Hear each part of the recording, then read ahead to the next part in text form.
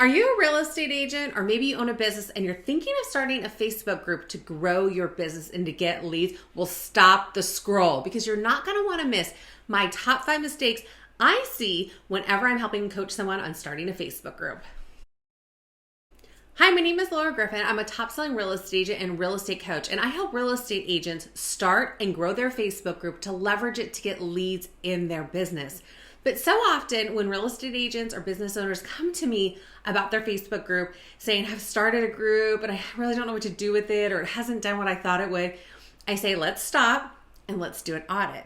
And I'm going to share with you the top 5 mistakes that I see people make when they start a Facebook group. And you don't want to miss the last one, because it is the most critical one that I see made all the time. So number 5 is the type of group that they start. They don't have a plan. What type of group are we doing? What's going to be the theme? What's going to attract people to this group, right? So you need to figure out what type of a group. Are you going to do a community group? Are you going to do a mom's group? Are you going to do a neighborhood group? What type of group is it? Because that's really going to be almost like your niche. And you need a niche because, like they say, riches are in the niches. And if you're speaking to everyone, you're speaking to no one. So you really need to hone down on what type of group or niche you're going to start, because that's going to really form all the rest of the pieces that go with your group, with growing it, nurturing it, and creating content, and then getting leads from your group. So know what type of group that you're going to start. Number 4 is, I see people make mistakes with the settings. They don't have the right types of settings. They don't have it as private. They have it as public, not searchable. The settings are incorrect. They don't have certain categories in their groups for like rules and guides. And they don't have welcome videos, and they don't have rules. Nothing is set up. There's no description. There's nothing set up properly in the group, or maybe they have a few pieces, but they're missing all the other pieces. And let me tell you, when you can't find your group when you're searching on Facebook, how is everyone else going to find your group to join it? And if they're not attracted to your group because of your description or the guides or the things that you offer in your group, why are they going to join your group? And the purpose of your group, yes, is to build community, but the other purpose of your group is to drive leads to your business. But if you're repelling everybody and not attracting people to your Facebook group, why are they going to join, and how are you going to get leads? So this is one of the number 1 mistakes that I see people make. They are not attracting the right people because they don't have their settings and they don't have their group set up appropriately.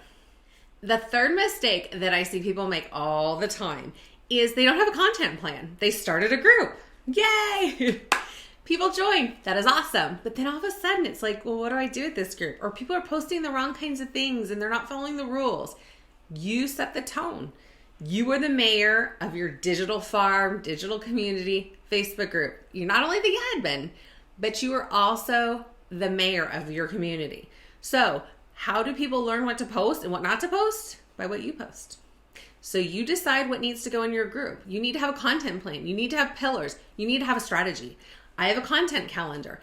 Everything is scheduled out, and I'm pre-plan it 2 months in advance. So in your Facebook group, you can schedule out everything 60 days in advance. So what am I doing? I'm creating a content calendar 60 days in advance. Once the calendar is done, the first 30 days has been completed, I start projecting out the next 60 days. So I'm always on top of it. And I have a mix of content. I have things that give back and give to my community. I have things to increase engagement, right? So if you're a real estate agent, one of the number 1 things you want to do is make sure you're increasing engagement, but you also want to have some post where you're learning things about your group and identifying your ideal client, your ICA, right? So my favorite post is, are you ready for it? If you could change one thing about your home, what's the one thing you would change about your house? Post in the comments below.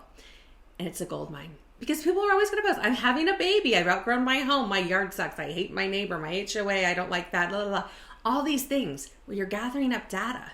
So that way you can also create content and reels for your real estate business, but you can also reach out to those people.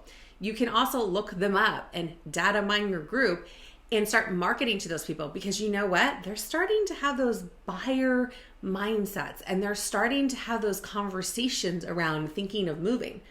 And you know, when people buy or sell a house, is what? When they have a life event. These people are starting to have life events. You need to get in front of them so they can use you. That's the purpose of your group, right? It's to build the know, like, and trust factor so that way you can get leads. So definitely have a content plan, have a strategy. And you want to know a secret?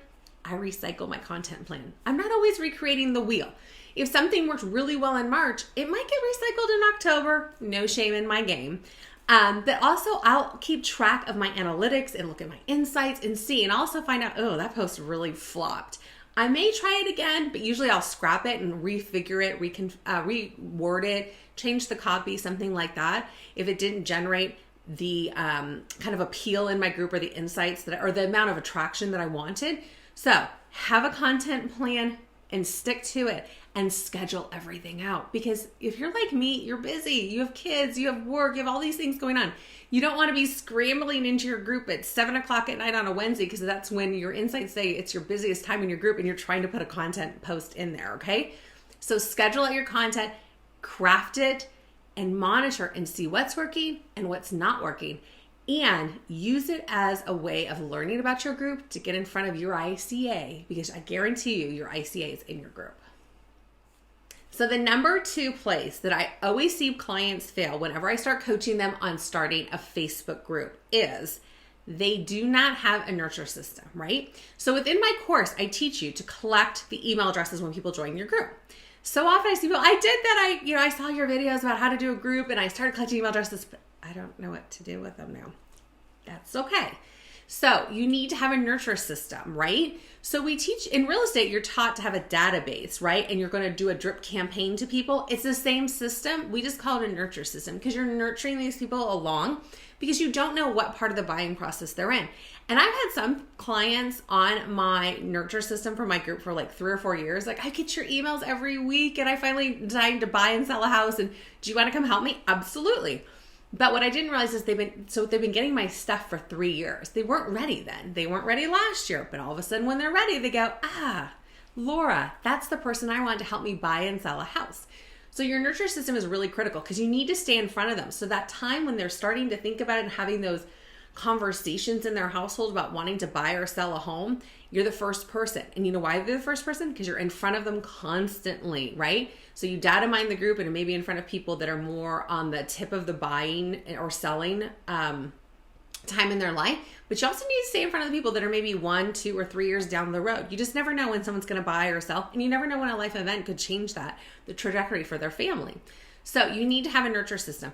I have an email that goes out weekly to everybody, and it's a little bit of a mix of content. There's some clout, some permission statements, some training in there, some local things. I kind of mix it up, and I'm going to tell you 2 little secrets. I am not the best writer. It is not my jam. It's not my zone of genius, right? So I hired a copywriter. She helped me write some of my emails. I also use ChatGPT and other AI services to help me write my emails. So it's not so scary. So you can leverage other people who are better at it than you are.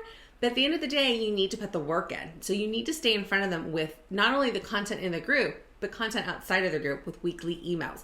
But I see so many times people are like, I have an email list, but I don't know what to send them. So content, and nurture them. Okay, so at the beginning of the video, I said this is the number 1 thing that I see people fall flat on all the time whenever they start a Facebook group. And you want to know what it is? The name. I know, the simplest thing, right? The name. So if you're starting a group and you're using it to generate leads in your business and you're a real estate agent or in the real estate industry, you want something hyper local, right? You want people in your area. You don't want people 200 miles away. Okay, so you need to name your group with your area. So you need to have your city, county, town name. If you have a large HOA that's maybe a few thousand homes, maybe you want to use that. But you need to have it. So you need to have, Sacramento Community Group, Dallas, Texas Moms Group, Loudoun County Moms Group, Northern, I saw something the other day. They were in an area, I think it was Chicago, like a Northern Chicago area community group. You need to have the name in your group for 2 reasons. Facebook is going to start recommending people that are local to you because it knows what zip codes that group services. The other reason is when people are relocating to your area, what's the first thing they're going to do? They're going to look up Loudoun County, Dallas, Texas, Sacramento, California, and they're going to look for groups for those communities and those areas. And you want to be the first one that they go to. So Make sure that you have the name of your town, city, county if it's big enough. I happen to use my county because it's a little bit bigger than some of these little towns. HOA or neighborhood in the name of your group. Because if you're not, you're leaving money on the table and you're not attracting your local community, which is what you want, and you're not attracting your ICA. So those are so critical. So let's break down the top 5 things. Number 1, the type of group, not identified, and you don't have a strategy around the type of group and attracting your ICA. Rules and settings, super duper important. It's got to be set up right. Number 3 is the content plan. You don't have one.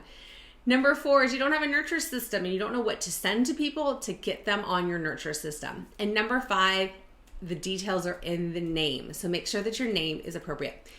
If you're thinking about starting a Facebook group but not sure how, click on the link below and I've got a webinar that's got information on how to get you started.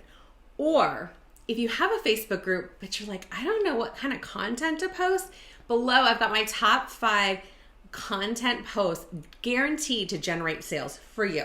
If you have any questions about starting a Facebook group, I'd love to be a resource for you. My contact information is linked below.